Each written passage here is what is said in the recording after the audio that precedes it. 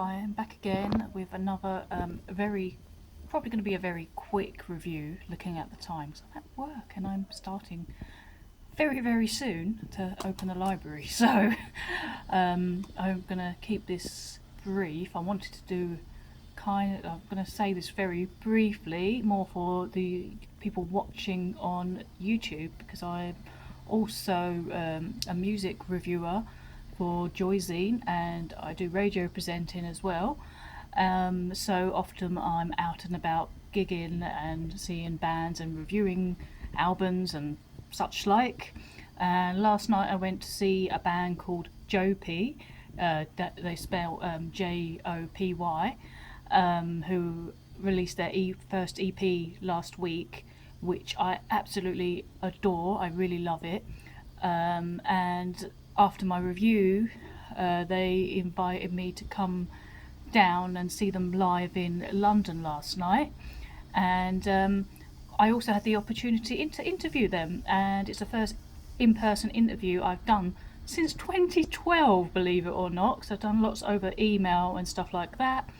And I hadn't even done a Zoom one for ages actually either, but I hadn't done an in-person one since at least 2012. So so I got to do the interview, which I was really nervous about, but it went fantastically well, which will be on my radio show really soon. I will probably advertise it everywhere. It was a great interview. The band were super friendly and they had lots of interesting stuff to say. The lead singer is a trans woman. They all have queer and identities and neurodivergency. I don't know if the C bit is a word, but they're all not neurodivergent. So they had lots of great, interesting things to say about those identities and their music and horror, because a lot of the themes of their music is like they got zombies and vampires and stuff like that. So a little bit about that as well. So yeah, check them out. They were even better live. They're called Jopy, so make sure you check them out. Absolutely awesome band. I want to start including more of my music on YouTube as well as on my other social media channels. It's been a bit hard to know how to include it in videos, but I will start doing that very soon. And there will be a review of that gig on Joyzine as well. So onto the book that I was gonna very briefly review. It's got a bit of a sweary title, so as usual I never know whether they're going to censor you or not on social media and such like. So this is you can see the title, so it's the Effort Diet, which is not a diet book at all, as you probably gather if you've watched other videos I've done of books. It's about, I would say it's an anti-diet book.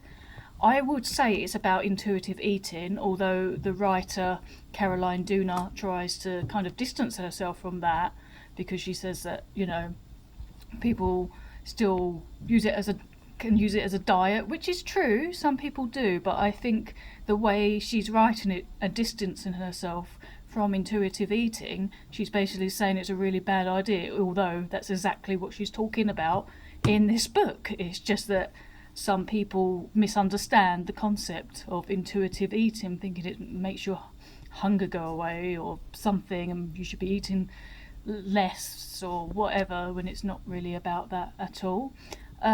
So it's not my favourite of the kind of anti-diet books. I kind of liked the way it was written. It was quite like down to earth and obviously, you know, a little bit sweary as well, which is fine, no problem with that. Some of the chapters, they weren't really consistent in like length-wise, which I found a little bit frustrating, and there was a lot of repetition.